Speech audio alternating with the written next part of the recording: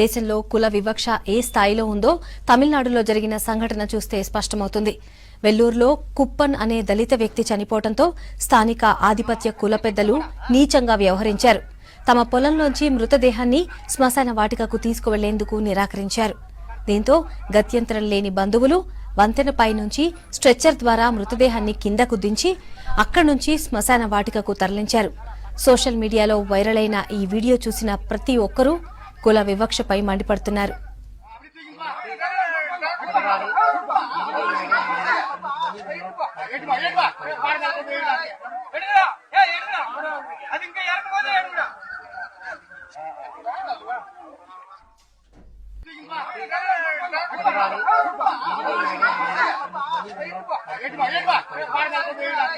ఎటు